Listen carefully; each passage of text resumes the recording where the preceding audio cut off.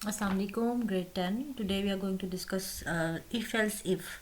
Last time we have discussed if else, जिसमें if के साथ कंडीशन के फॉल्स होने के केस में else का ब्लॉक मौजूद था, ठीक है। और आज जो है हमने वो देखना है कि ये if else if क्या है, ठीक है। आपकी बुक पे पेज नंबर 85 पर होगा ये, ठीक है। थोड़ा सा बुक आगे पीछे है जैसे आपको पता है। Structure of if else if statement आज हमने देखना है। The L's if is a type of condition statement that combines more than to conditions.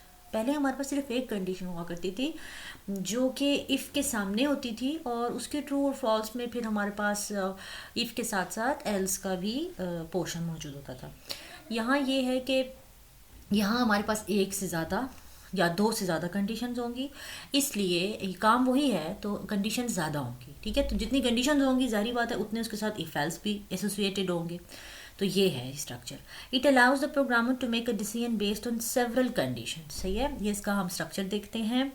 इसकी जनरल फॉर्म है इफ़ के साथ कंडीशन 1 होगी, अब मोर देन 1 कंडीशन है, और ये ब्लॉक ऑफ स्टेटमेंट किसके साथ है, इफ़ की ट्रू होने के चक्कर में, ठीक है ना। ये आपको पता है कि जब भी इफ़ कंडीशन ट्रू होगी तो इसके साथ जो बिल्कुल एसोसिएटेड ब्लॉक है, पैरेंथेसिस में जो कोड्स आएंगे वो सारे इस कंडीशन के साथ जुड़े हुए हैं, इसके सही होने की सूरत में, ट्रू होने के केस में। आगे बढ़ते हैं। एल्स के कीवर्ड है, ये पहले हम देख चुके हैं इफ एल्स इफ, ये वही चीज़ है, बट यहाँ एल्स के साथ एक आगे नई चीज़, यहाँ एक और कंडीशन एल्स के केस में मौजूद है। पहले ये नहीं था, पहले इफ था और फिर जस्ट एल्स था। अब इफ एल्स इफ यही कहता है कि इफ के साथ जब एल्स है तो एल्स के साथ एक और आगे कंडीशन मौजूद है जो कि कंडीशन 2 है। अब इस पे भी चेक लगेगा कि कंडीशन ट्रू है या फॉल्स, ठीक है। अगर तो ये कंडीशन ट्रू है तो फिर ये इस स्टेटमेंट में एंटर हो जाएगा। अगर ये भी कंडीशन फॉल्स है, कंडीशन 2, तो फिर इसके साथ आगे इसके एल्स में जब हम जाएंगे तो वहाँ एक और कंडीशन मिलेगी हमें, ठीक है। तो मोर देन 2 कंडीशंस हो गई हमारे पास, तो इसको बोलते हैं हम इफ एल्स इफ स्टेटमेंट, ठीक है। यहाँ ये एंड हो गया। इसके बाद देखिए ये खाली एल्स है, एल्स की इसके साथ कोई कंडीशन अभी इसमें इफ़ में नहीं है। ये उस केस में चलेगा जब block of statements to be executed when none of the condition is true.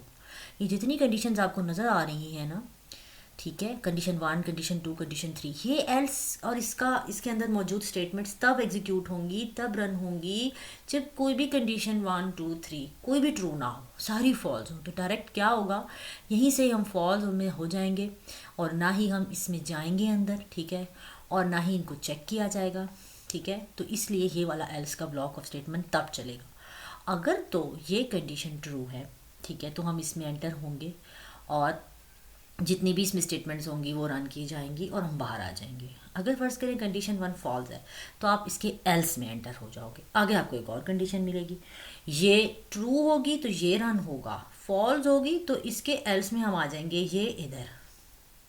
अब इस पे चेक लगेगा, अगर ये ट्रू होगी तो ये वाला ब्लॉक ऑफ स्टेटमेंट रन हो जाएगा, अगर ये भी फॉल्स होगी तो इसका मतलब है कि हम प्रोग्राम से भी बाहर चले जाएंगे, ठीक है।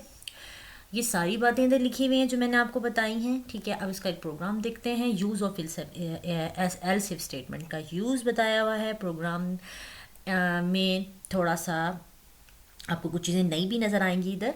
और तो लेट्स सी, इंट टाइप का एक वेरिएबल लिया है इन्होंने चॉइस, और फ्लोट टाइप के 2 वेरिएबल लिए हैं। Program to perform arithmetic operation, और ये प्रोग्राम क्या कर रहा है, अर्थमेटिक ऑपरेशंस परफॉर्म कर रहा है। जब प्रोग्राम रन होगा तो सबसे पहले लिखा आएगा program to perform arithmetic operation, next line पे एडिशन, नेक्स्ट लाइन पे फिर सब्ट्रैक्शन, मल्टीप्लिकेशन, नंबर 4 डिवीजन, यानी कि ये 4 परफॉर्म कर रहा है। उसके बाद लिखा है जी एंटर योर चॉइस, आपसे चॉइस मांगेगा, आप चॉइस देंगे। अब चॉइस है इंटीजर टाइप की, और आपको पता है आपके सामने ये 4 चीज़ें लिखी होंगी, तो अब 1, 2, 3, 4 में से एक चीज़ एंटर कर देगा यूज़र, ठीक है। फर्स्ट करें यूज़र ने 2 एंटर किया तो हमारे पास चॉइस में मेमोरी में 2 स्टोर हो गया, तो फिर अब चॉइस जहाँ भी 2 होगा ना हम उस कंडीशन में जाएंगे, ये मैं आपको पहले से बता रहा हूँ। उसके बाद एंटर 2 नंबर्स, यूज़र से 2 नंबर्स मांगेंगे हम फ्लोट टाइप के, ठीक है। %f इसलिए लिखा हुआ है, ये फॉर्मेट स्पेसिफायर है इसका, और ये पता है आपको %x साइन किस में आता है, स्कैन फंक्शन में। ये हो गया। अब आते हैं हम कंडीशंस पर। इफ़ चॉइस इक्वल्स टू 1, इस डबल इक्वल टू का मतलब क्या है, यानी कि चॉइस की वैल्यू बराबर है 1 के, यानी कि अगर यूज़र ने चॉइस में 1 डाला है, वन में क्या है एडिशन, तो क्या हो जाएगा इसमें एंटर होंगे printf sum is this and x plus y. ये 6.2 है, ये फ्लोट के साथ मैंने आपको बताया था जब, यानी कि हम इसमें चेक करते हैं कि डेसिमल के बाद इतनी प्लेस आई, तो ये इसके लिए है, ये एक इजाफी चीज़ है, ऐसे परेशान होने की ज़रूरत नहीं है, सिंपल परसेंट एफ भी लिखा जा सकता है, ठीक है। उसके बाद अगर फ़र्ज़ करें उसने चॉइस 1 नहीं है, यूज़र ने चॉइस 2 डाला है, 1 नहीं डाला, तो हम ये प्रिंट एफ पे नहीं चलेंगे, हम इसके एल्स में आ जाएंगे। इस एल्स में आएंगे तो आगे एक और इसको इफ़ मिलेगा, इफ़ चॉइस 2, तो अगर 1 नहीं है तो क्या 2 है, अगर तो 2 है तो इसके प्रिंट एफ पे आ जाएगा, अगर 2 भी नहीं है तो इसके एल्स में जंप कर जाएगा, ठीक है। फिर आगे तो चेक करेगा इफ चॉइस इज 3, फर्स्ट करें 3 ही है तो ये प्रोडक्ट कर देगा और बाहर आ जाएगा प्रोग्राम से। अगर 3 नहीं है तो फिर ये आगे एल्सिफ में जाएगा और यहाँ चेक करेगा 4, और बाकी 4 ही उसने एंटर किया हुआ है, तो चॉइस में 4 है, 4 के सामने ये दोनों बराबर है, तो ये चीज़ चलेगी, क्वोशंट इज दिस, और इस एल्स में हम एंटर नहीं होंगे, याद रखें। जब कंडीशन ट्रू होगी तो उसके साथ जो एसोसिएट होगी ना, उसके साथ बिल्कुल एडजेसेंट नीचे जो स्टेटमेंट होगी जस्ट वो रन हुआ करेगी। एल्स का केस हम तब आएंगे जब ये कंडीशन फॉल्स हो जाएगी, जब चॉइस में 4 नहीं होगा, ओके। तो इसके बाद हम बाहर आ जाएंगे और ये प्रोग्राम इस तरह रन होगा कि program to perform arithmetic operation लिखा हुआ आएगा, यूज़र इसमें से अपनी कोई चॉइस एंटर करेगा, फर्स्ट करें उसने 3 एंटर की है तो 3 में मल्टीप्लिकेशन था तो 2 नंबर उसने एंटर किए, आपस में उनकी मल्टीप्लिकेशन करा दी गई, 10.5 और 6.2 उसने एंटर किए और इनकी प्रोडक्ट है, ठीक है जी। ये इस तरह चलेगा एल्स इफ एल्स, ठीक है। अब नेक्स्ट प्रोग्राम 6 है एक, इसमें मार्क्स ऑफ स्टूडेंट लेने हैं और प्रिंट लेटर उसका प्रिंट करना है according to the following scheme, इतने मार्क्स हो तो इतना ग्रेड है, ये हम पहले डिस्कस कर चुके हैं। अब हमने यहाँ चेक लगाना है तो हमें एल्स इफ में बहुत आसानी रहेगी, ठीक है जी। ये सारी चीज़ें हम एल्स इफ में डिस्कस करेंगे, मार्क्स के ऊपर चेक लगाएंगे, ठीक है। यहाँ एक और चीज़ नज़र आ रही है आपको, लॉजिकल एंड ऑपरेटर मैं पढ़ा चुकी हूँ, ये इधर लॉजिकल एंड ऑपरेटर यूज़ हो रहा है, ठीक है, कि 2 कंडीशंस पे लगेगा, एक उसने मार्क्स एंटर कर दिए, ठीक है, ये बात तो हो गई। उसके बाद चेक होगा कि मार्क्स ग्रेटर इक्वल टू 80 है and marks less than equal to 100 है।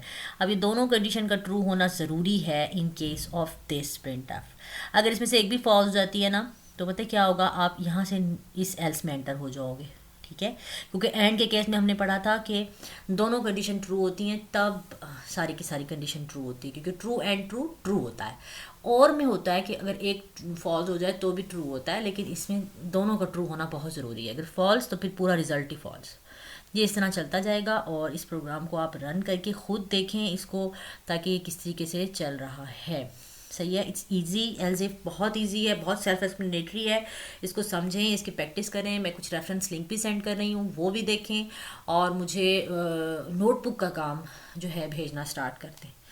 That's all for today, great and अल्लाह हाफिज़।